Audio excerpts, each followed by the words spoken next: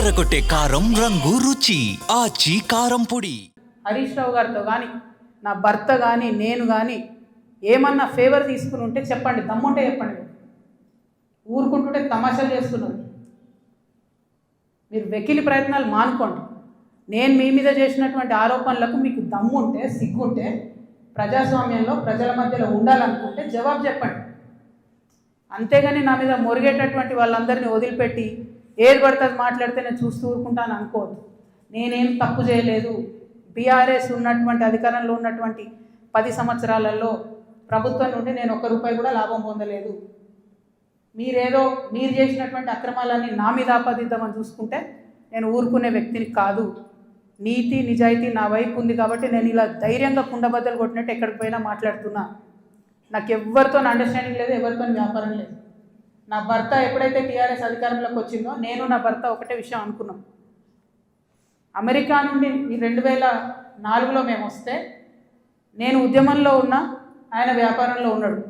ఇల్లు గడవాలి కదా. మీ లెక్క మంది మీద వాడు దోసుకోలే. నేను ఎప్పుడు మీ లెక్క నేను ఎవరిని వాడి వసూలు చేసుకొని ఉద్యమాలు నడపలేను. సమయం సందర్భం వచ్చినప్పుడు నా నగలు కుదబెట్టి బతుకమ్మ చేసిన నేను. అందుకే ఇంత పౌరుషం నాకు. ఉద్యమంలో మీరు ఎవరెవరి దగ్గర దోసుకున్నారు, ఏ స్టూడియోల దగ్గర పోయి ధర్నాలు చేసి వాళ్ళతో కాంప్రమైజ్ అయిండు, అన్నీ తెలుసు సంగతులు. చెప్పలేదు, ఎందుకంటే సిగ్గుపోతుంది తెలంగాణ వాళ్ళదని. నవ్వేటోళ్ళ ముందట జారిపడొద్దు అన్నారు కాబట్టి చెప్పలేదు. మీరు ఊరికే తమాషాలు చేసి నాతో పెట్టుకుంటే మాత్రం మామూలు చిట్టాలేదు నా దగ్గర. ఇవాళ నేను ఫస్ట్ టీ న్యూస్కి లీగల్ నోటీస్ పంపిస్తా ఉన్నా. నా భర్త పేరు పెట్టి కృష్ణారావు అనేటటువంటి ఎమ్మెల్యే గారు ఏదైతే ప్రెస్ మీట్ పెట్టినరో, మీరేమన్నా ఆల్తు ఫాల్తు social media channel T News అంటే? Satellite channel.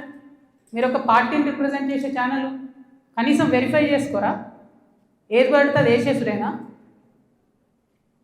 వేరే వాళ్ళది వేస్తే వాళ్ళు ఊరుకున్నారేమో, నేను ఊరుకునేదాన్ని కాదు, ముందే చెప్తున్నాను. టీ న్యూస్కి లీగల్ నోటీస్ ఇస్తున్నాం. 1 వీక్లో పబ్లిక్ అపాలజీ చెప్పాలి బిడ్డ, పబ్లిక్ అపాలజీ. కోర్టుకి ఈడుస్తాం ఏమనుకుంటున్నారు.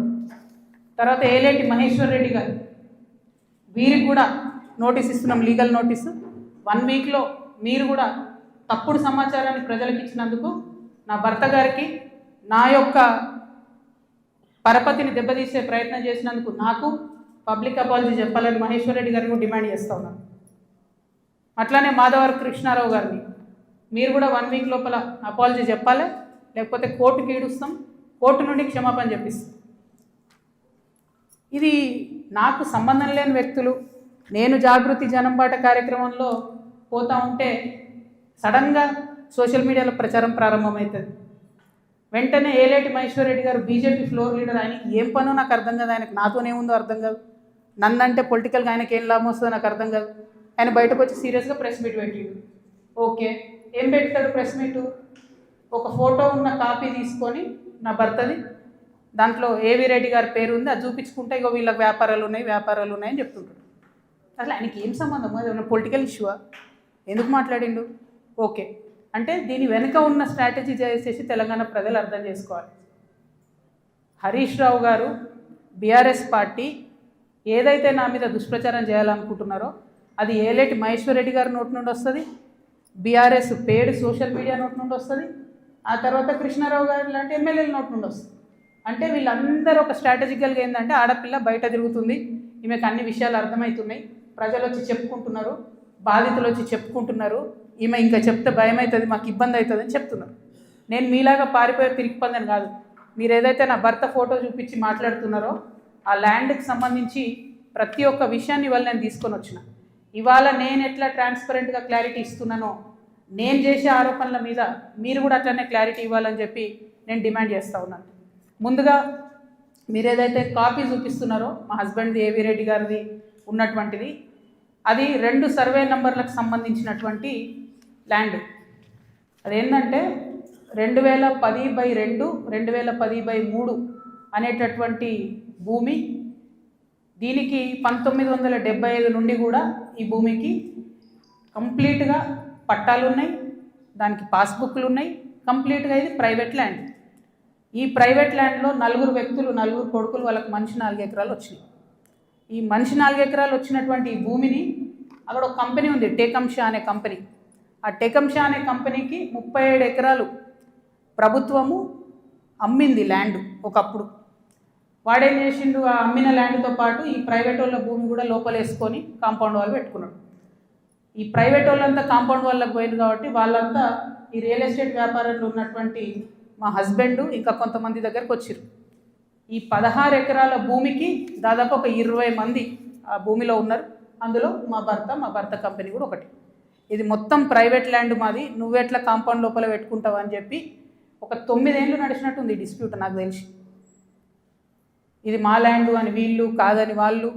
ఫైనల్గా 2019లో లోక్ అదాలత్లో, ఇగో ఇది బీఆర్ఎస్ గవర్నమెంట్ ఇచ్చిన పాస్బుక్, అది ప్రైవేట్ ల్యాండ్ అని చెప్పి ఫైనల్గా లోక్ అదాలత్లో 2019లో ఈ టేకంషా అనే కంపెనీ ఈ 16 ఎకరాలు ప్రైవేట్ పట్ట వీళ్ళందరూ కూడా కాంప్రమైజ్ అయింది. 2019లో ఎప్పుడైతే కాంప్రమైజ్ అయినరో ఆనాడే ఆ ల్యాండ్తో నాకు కానీ నా భర్తకు కానీ సంబంధం లేదు. ఆ పట్టేదారుల తరఫున ఉండి కొట్లాడినటువంటి మా భర్త గారు, వాళ్ళ ఫ్రెండ్స్, వాళ్ళ కంపెనీ అందరు కూడా ల్యాండ్ అమ్మేసి బయటకు వచ్చేసి. ఎప్పుడు? 2019లో మా హస్బెండ్ బయటకు వచ్చేసిన తర్వాత 2022లో ఫస్ట్ పర్మిషన్, బీఆర్ఎస్ గవర్నమెంట్లో ఫస్ట్ పర్మిషన్ ఇచ్చింది కన్స్ట్రక్షన్కి, 12 ఎకరాల ల్యాండ్కి కన్స్ట్రక్షన్. మరి పట్టా భూమి అయితే ఎందుకు ఇచ్చారు పర్మిషన్? మరి గవర్నమెంట్ భూమి అయితే ఎందుకు ఇచ్చారు పర్మిషన్? 19లోనే మా హస్బెండ్ ఎగ్జిట్ అయిపోయింది అక్కడితో. 22లో పర్మిషన్ వచ్చింది ఆ ల్యాండ్కి. మరి ప్రభుత్వ భూమి అయితే ఎట్లా ఇచ్చారు పర్మిషన్? సంతకం పెట్టింది ఎవరు? కేటీ రామారావు గారు. అంటే ఇప్పుడు మాధవరం కృష్ణారావు గారు ఏమంటుండు? కేటీ రామారావు గారు సంతకం పెట్టిండు అంటున్నా. కేటీ రామారావు గారు సంతకం తప్పంటుండా? ప్రభుత్వ భూమిని కేటీఆర్ గారు సంతకం పెట్టి ఇచ్చిండు అంటురా? ఏమంటుండ్రు? ఆ విషయం ప్రజలకు చెప్పాలి ఫస్ట్.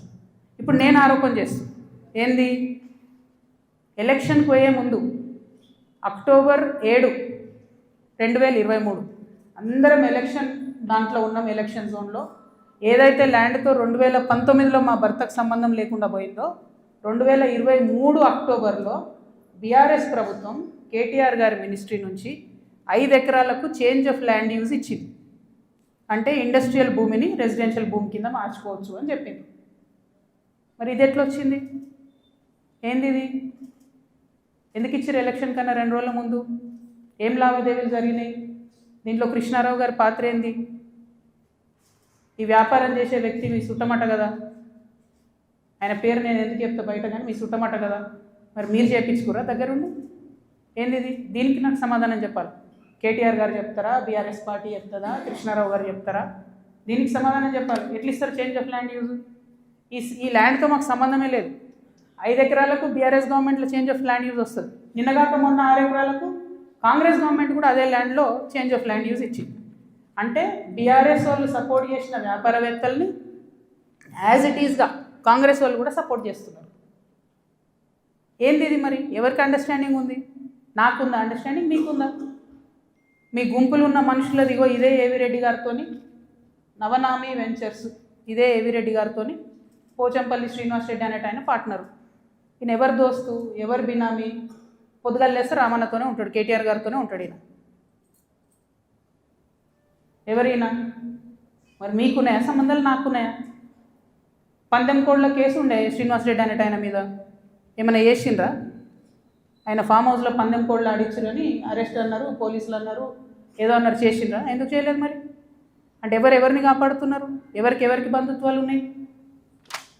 ఏదో ఆడపిల్లను ఊరుకుంటా మీరు తమాషా చేస్తా అనుకుంటారేమో, తోలు తీస్తే ఒక్కొక్కరిది పట్టుకొని చెప్తున్నాను.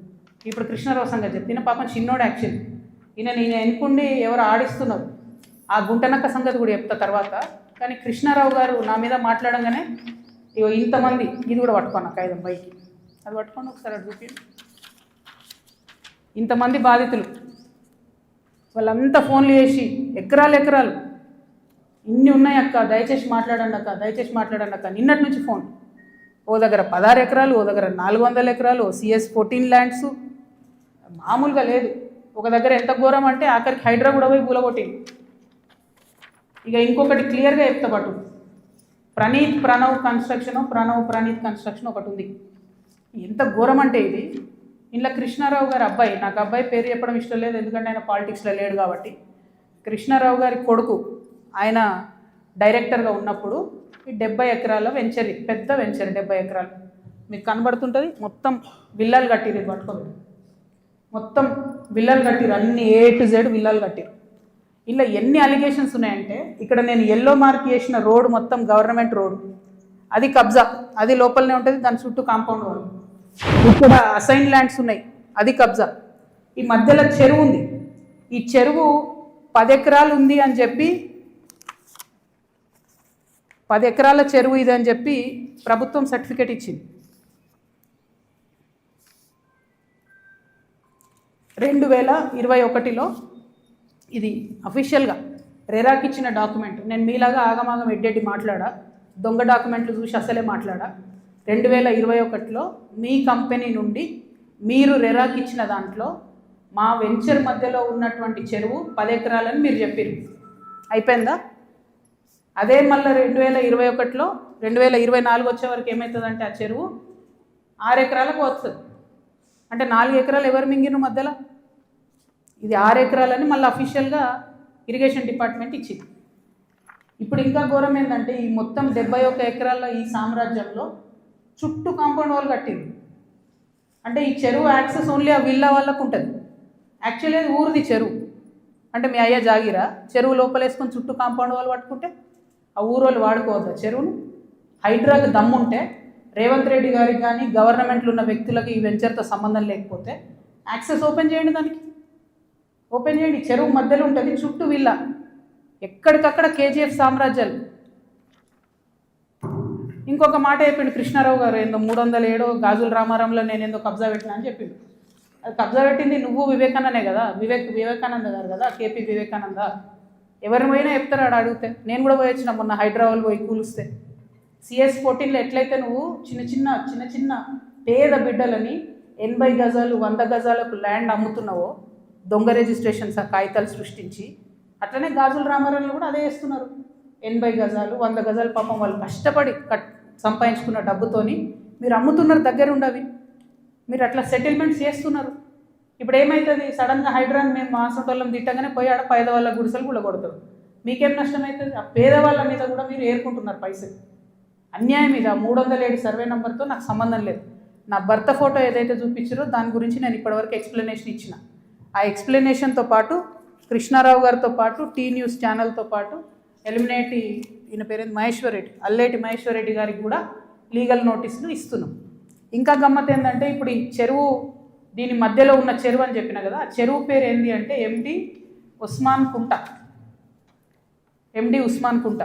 ఇక బీఆర్ఎస్ ప్రభుత్వంలో KTR గారి హయాంలో అద్భుతంగా ఏం జరిగిందంటే, బోల్డని చెరువులను ప్రైవేట్ బిల్డర్స్కి డెవలప్మెంట్కి అండ్ బ్యూటిఫికేషన్ కానీ ఇచ్చారు. ఇలా కొన్ని జెన్యూన్ ఉన్నాయి, మంచినే వాళ్ళు పాపం బ్యూటిఫికేషన్ చేసారు CSR కింద. చాలా మటుకు ఎట్లున్నాయంటే, ఇప్పుడు ఈ ఎవరైతే ప్రణీత్ బిల్డర్స్ ఉన్నారో, ఆ ఫోటో పట్టు, ఆ మొత్తం 71 ఎకరాలు కట్టినటువంటి ప్రణీత్ బిల్డర్కే ఈ ఉస్మాన్ కుంట చెరువు డెవలప్మెంట్కి ఇచ్చారు. ఇస్తే ఆయన ఏం చేసిండు, దాన్ని డెవలప్ చేసి ఊరోళ్ళకి ఇవ్వకుండా డెవలప్ చేసి అందులో 4 ఎకరాలు మింగి, ఆ 4 ఎకరాలలో 8 విల్లాలు కట్టి చుట్టూ కాంపౌండ్ వాల్ పెట్టి జనంకి అవకాశం లేకుండా చేసారు. అంటే నీకు డెవలప్మెంట్ కనిస్తే నువ్వు మింగేసినావు. అందులో నీ కొడుకే డైరెక్టర్ ఉన్నాడు కృష్ణారావు గారు. మరి సమాధానం ఇప్పుడు చెప్పు, ఏం చెప్తావు నాకు అర్థం కాదు. ఏదో నిన్నటి నుంచి తమాషా చేస్తున్నట్టు జాగృతలు దాడి చేస్తారు, గీడి చేస్తారని. మాకు అట్లాంటి ఆలోచన ఏం లేదు. మేము మీ మీద దాడి చేసేంత పెద్ద వ్యక్తి మీరు కాదు. ఫస్ట్ థింగ్ వదిలేసేయండి, మీ మీద దాడి చేసే అవసరమే లేదు. మీ వెనుకో గుంటనక్క ఉంది చూసినావా, వాళ్ళని మాత్రం వదిలిపెట్టండి. ఆ గుంటనక్కకి చెప్తున్నాయి ఇప్పుడు ఇనమని. ఆ గుంటనక్క ఇంటుంటాడు, ప్రెస్ మీట్ నాకు తెలుసు. సియాట్ ల్యాండ్స్ ఉండే, దాన్ని తర్వాత ఏం చేసిండ్రు, సెయింట్ గోబెన్ అనే కంపెనీకి ఇచ్చిర్రు 70 ఎకరాలు. దాని తర్వాత ఏం చేసిర్రు, ఈ గుంటనక్క రికమెండ్ చేస్తే మన BRS government favourite builder Vasavi ఉన్నాడు కదా, ఆ వాసవి బిల్డర్కే ఇచ్చిర్రు. అయితే ఒక అధికారి దానిలో చాలా కీలక పాత్ర. ఆ అధికారి ఇప్పుడు ఈ గవర్నమెంట్లో కూడా కీలకంగా ఉన్నాడు. కానీ ఖచ్చితంగా ఆ సెయింట్ గోబెన్ ల్యాండ్కి సంబంధించి ఆ అధికారి పేరు, నేను చెప్పే గుంటనక్క గారి పేరు 2 కలిపి నేనే ఇస్తాను. విజిలెన్స్కి ఇస్తా, ఈడీకి ఇస్తా, CBIకి ఇస్తా. ఇక చూసుకోరు, ఏం చేసుకుంటారో వేసుకో. నేను మీలాగా ఫాల్తూ అలిగేషన్స్ చేయను.